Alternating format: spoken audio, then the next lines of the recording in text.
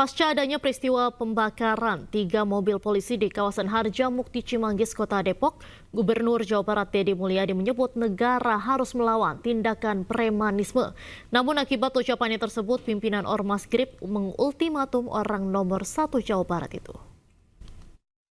Premanisme harus semakin susut bila perlu sampai nol. Pasca adanya peristiwa pembakaran 3 mobil polisi di kawasan Harjamukti Cimanggis, Kota Depok, Gubernur Jawa Barat Deddy Mulyadi menyebut negara harus melawan tindakan premanisme bila perlu sampai nol.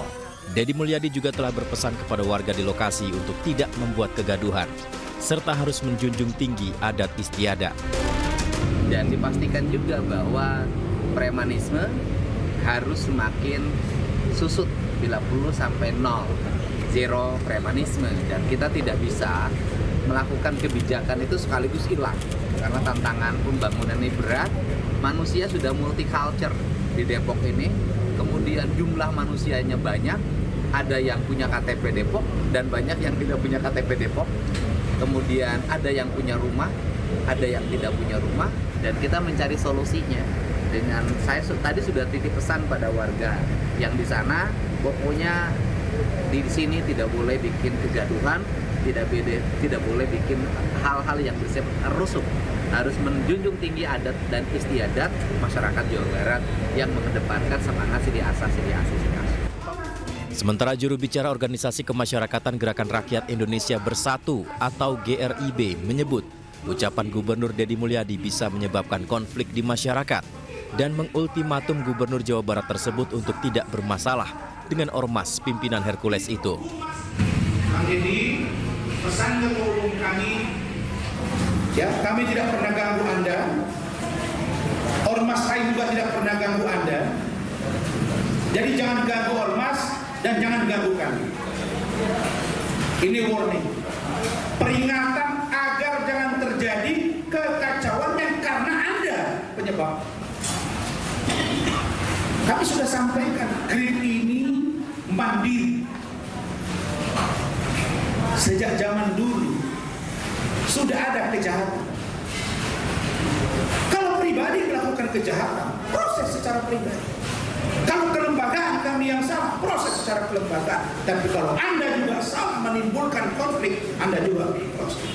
Karena ada kata-kata Anda, jangan sampai berpotensi dari konflik yang bisa merusak tatanan. Meski demikian, Deddy Mulyadi juga menyebut dirinya sebagai gubernur hanya melihat dari sisi sosialnya. Selebihnya, jika memang ada campur tangan dari ormas tertentu, maka hal itu merupakan tugas dari Satuan Tugas Gabungan TNI dan Polri. Dari Depok, Jawa Barat, Iyung Rizky, iNews melaporkan.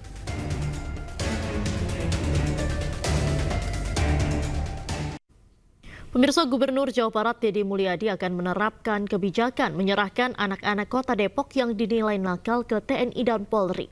Mereka akan dididik secara militer agar lebih disiplin.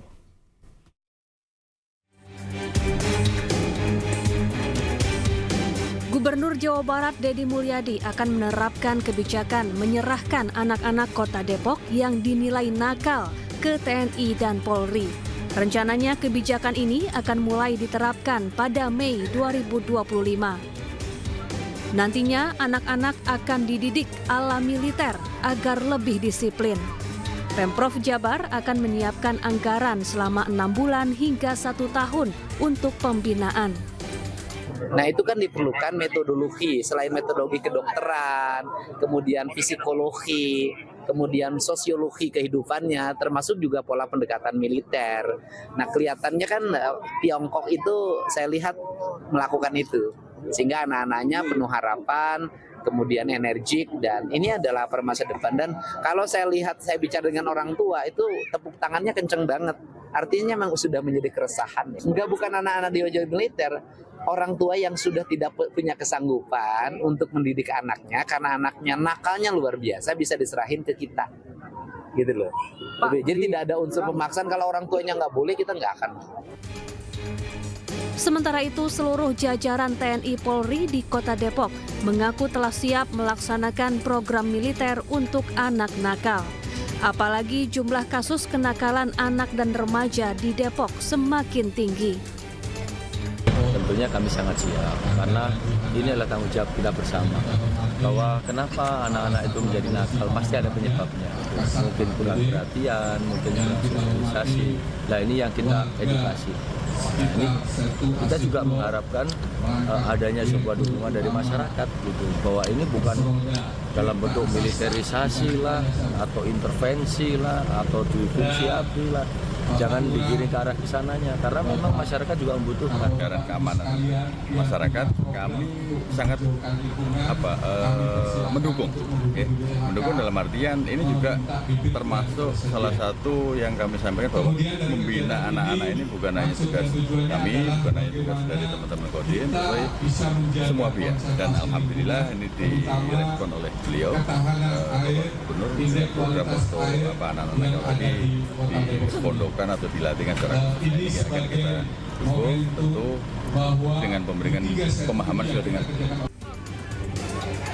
Nantinya pola militer ini tidak akan dilakukan secara paksa. Jika orang tua tidak memberi izin, maka sang anak tidak akan mengikuti program. Namun bagi orang tua yang sudah tidak sanggup lagi mengarahkan anak-anaknya, Pemprov Jawa Barat siap mengambil alih. Dari Depok, Jawa Barat, Iyung Rizky, iNews melaporkan.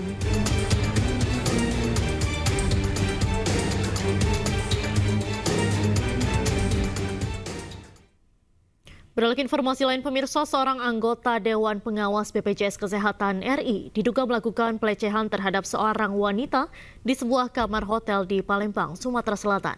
Korban telah melapor ke polisi dan berharap ditindaklanjuti.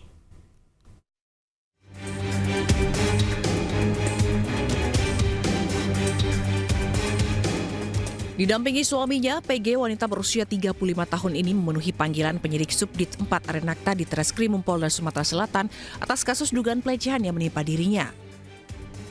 Sebelumnya korban melaporkan SU yang bekerja sebagai Dewan Pengawas BPJS Kesehatan Republik Indonesia ke polisi. Korban mengaku mendapat pelecehan itu di sebuah kamar hotel di Palembang, sementara pelaku ialah paman dari suami korban. Pemenuhan alat bukti, karena kan kita melalui sistem alat bukti kita bawa pelapor juga itu. Termasuk CCTV, Pak? Ya, semua kita karena harus ada keterangan dari lapor. Ya, dulu. Untuk pelaku nanti belum dipanggil, Pak? Untuk yang lapor terduga. Iya. Korban juga telah melaporkan dugaan pelecehan ke Dewan Jaminan Sosial Nasional, Komnas Perempuan, dan Kementerian PPA. Dari Palembang, Sumatera Selatan, Firdaus, iNews melaporkan.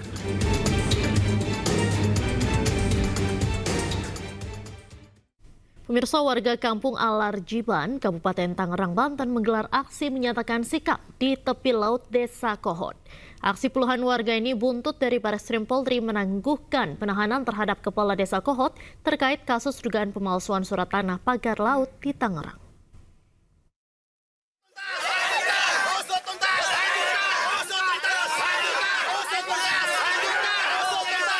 Sambil meneriakan yel-yel, usut tuntas dan lanjutkan, puluhan warga di Kabupaten Tangerang, Banten menggelar aksi di tepi laut.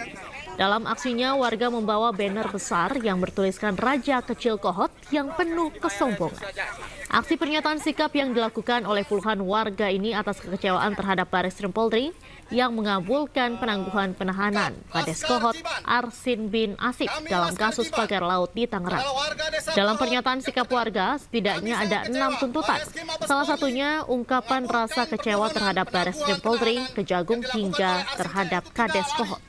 Bersembunyi. 6. Kami tidak bertanggung jawab atas keselamatan karena alam. Kecewa dengan proses yang begitu lama sehingga tidak membuahkan hasil. Kemudian Bareskrim punya argumen sendiri, sedangkan Kejagung sebagai penuntut umum tuntutannya tidak dilakukan oleh Bareskrim. Jadi kami sebagai warga sangat merasa. Sebelumnya, Kepala Desa Kohot Arsin bin Asip bersama 3 orang lain ditahan di Bareskrim Polri pada 24 Februari 2025. 2 bulan berlalu, penyidik Bareskrim menangguhkan penahanan 4 orang ini karena telah habis masa penahanannya dan terbentur pemberkasan di Kejaksaan Agung. Jaksa meminta penyidik menyertakan pasal tindak pidana korupsi, sementara penyidik Polri tetap menganggap kasus ini masuk ranah pidana umum.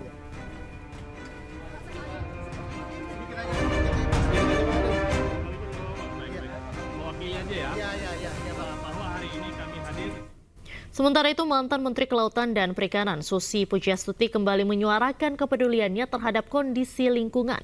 Lewat unggahan emosional, ia menyoroti tumpukan sampah yang mencemari pantai saat mau mengajak anak-anak berenang di hari libur sekolah. Dirusak, diambil bibit-bibit lobster pakai alat-alat seperti ini. Manusia itu kenapa merusak? Nih. Semoga lebih besar lagi ombak menggulung hal-hal seperti ini dan membawa sampah semua ke pinggir kembali. Melalui akun Instagram pribadinya, mantan Menteri KKP Susi Pujiastuti mengaku marah karena pantai Pangandaran, Jawa Barat dipenuhi sampah. Padahal ia bertujuan mengajak anak cucunya berenang, namun malah disuguhi sampah yang berserakan di pantai hingga membuatnya merasa kesal. Ia mengingatkan bahwa sampah-sampah yang dibuang sembarangan, baik dari rumah, jalanan maupun tempat wisata, pada akhirnya akan bermuara ke laut.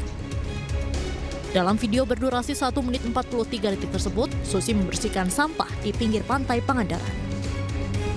Tak hanya soal sampah, Susi juga mengecam praktik ilegal seperti pengambilan benih lobster menggunakan alat-alat yang merusak ekosistem.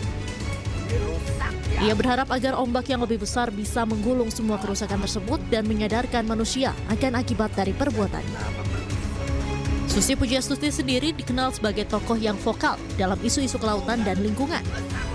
Seruannya kali ini kembali menjadi pengingat keras akan pentingnya menjaga laut sebagai sumber kehidupan dan warisan bagi generasi mendatang. Dari Pangandaran, Jawa Barat, Irfan Ramdiansyah, iNews melaporkan.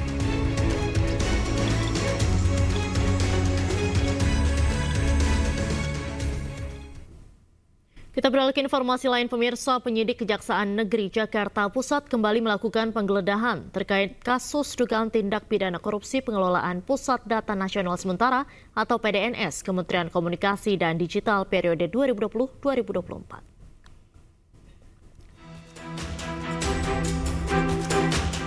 Tim penyidik pada bidang tindak pidana khusus Kejaksaan Negeri Jakarta Pusat kembali melakukan penggeledahan dan penyitaan terkait kasus dugaan tindak pidana korupsi pengadaan barang jasa dan pengelolaan Pusat Data Nasional Sementara atau PDNS pada Kementerian Komunikasi dan Informatika tahun 2020 hingga 2024. Penggeledahan dilakukan di beberapa tempat di Kabupaten Tangerang Selatan, Jakarta Pusat, dan Jakarta Timur. Di antaranya ialah PT STM BDX Data Center, kantor PT AL Gudang atau Warehouse PT AL, serta di rumah saksi yang diduga terkait dengan perkara. Dari penggeledahan ini, penyidik menyita sejumlah dokumen yang berkaitan dengan pengadaan PDNS. Ada barang bukti elektronik yang disita guna penghitungan kerugian negara dan pembuktian di persidangan.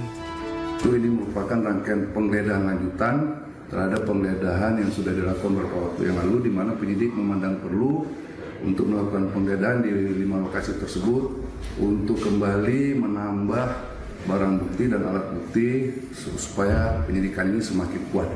Sampai saat ini saksi yang sudah diperiksa oleh penyidik itu sebanyak 70 orang saksi, dan penyidik masih terus melakukan pemeriksaan saksi tambahan. Di samping itu juga penyidik telah melakukan pemeriksaan beberapa orang ahli. Terkait dengan tersangka, penyidik belum menetapkan tersangka, tapi penyidik telah mengantongi beberapa nama sebagai calon tersangka. Tiba waktunya nanti penyidik akan menetapkan tersangka tersebut, calon tersangka tersebut menjadi tersangka, dan akan menyampaikannya kepada publik atau kepada masyarakat. Dalam waktu dekat, penyidik Kejari Jakarta Pusat akan melakukan gelar perkara untuk menetapkan tersangka. Penetapan dilakukan setelah pemeriksaan saksi dan ahli tambahan serta analisa barang bukti sitaan selesai. Dari Jakarta, Tim Liputan iNews melaporkan.